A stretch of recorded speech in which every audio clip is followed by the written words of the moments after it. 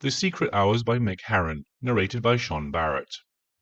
My Audible review was entitled Don't Buy This, There Are Recording Errors. In Part 5, London Now, there are editing errors. A good chunk of what is said at the beginning is repeated verbatim at the end. Whether this means that they didn't include something they should have done, or they simply repeated fragments of the text, I don't know, but I alerted Audible on the 30th of May 2025. I'll leave a pinned comment if they make any changes. I came to this book on the back of the excellent series Slough House on AppleTV+. I thought I'd try one of the books while I wait for Series 5 to hit our screens, and that's when I found this prequel book. I use prequel in its loosest sense. I decided to listen to this before the first book as I believed it was going to provide some backstory to the characters. It does, but only to Jackson Lamb, Diana Taverner, and Molly Dornan, the archivist. All of these people are referred to by different names, or in the case of Diana Taverner, simply as second desk, so it makes the book somewhat confusing. Within the book, other characters are referred to by their undercover name and their real name, so again it makes it confusing, and in the case of one character, this only becomes apparent at the end, so you think you're listening to a story about one person when in fact it's someone else. Another aspect that makes this book confusing is that, as an audiobook, there's no clue when a scene changes. You're listening to a conversation between A and B, and then suddenly it's between X and Y, and it's only halfway through their dialogue that a new name is mentioned.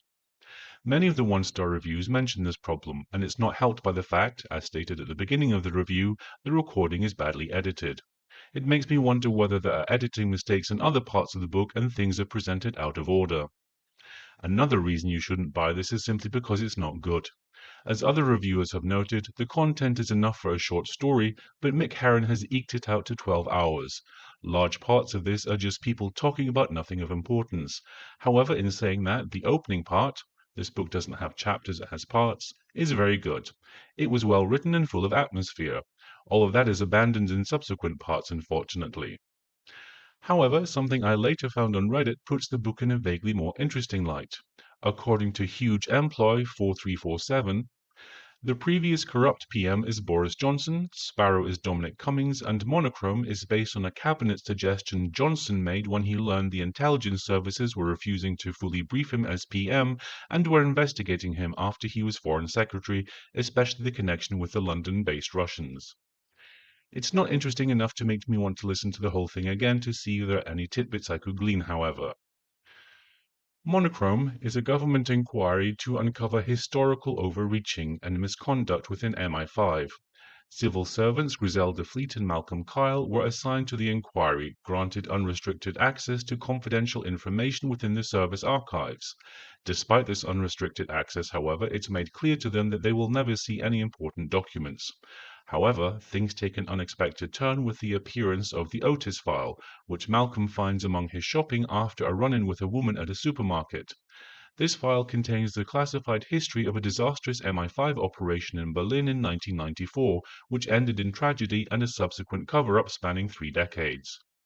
And it's back in 1994 that some of this action happens, except when it doesn't and we're suddenly back in the present with no warning. Back in 1994, Alison North is sent to Berlin to keep tabs on Brinsley Miles, who we know from the other books and TV show as Jackson Lamb. She is to report back to David Cartwright, and during her investigation she comes across some details about an operation that Miles, or Lamb, is planning. However, I can't say any more without revealing too much, and it's hard to say whether the events of this book are what leads to Lamb being sent to Slough House or not. Like Part 1, the ending of Part 7 is also good, with Diana Taverner's customary wit on display. However, so much of what comes in between is just boring. Very boring.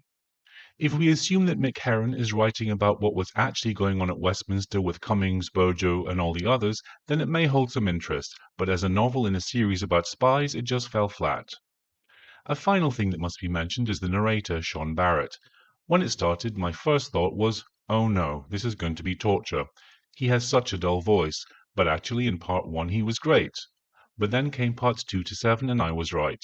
He barely differentiates voices, and when voicing Otis, who is supposedly German, he sounds Indian. Really. When there's more than one German speaking, you could swear it all happens in Bengaluru, not Berlin.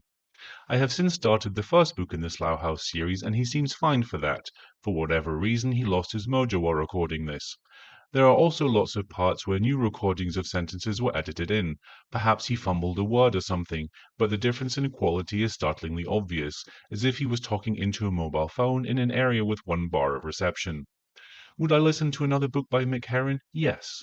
Would I listen to another book in this series? Yes, I already am, and in fact I'm enjoying it immensely. It's like night and day compared to this book. Would I listen to another audiobook narrated by Sean Barrett? Actually, yes, although whether I listen to anything else he does beyond this series is still undecided. He is good in the other book, I must say. Overall, I'd give the book a 2 out of 5 and the narrator a 2 out of 5. How about you? Have you listened to this book or any of the others in this series? Have you seen the TV show? How do you think they compare? Let me know in the comments below. Don't forget to like and subscribe as I release a new review every week. Thanks for watching.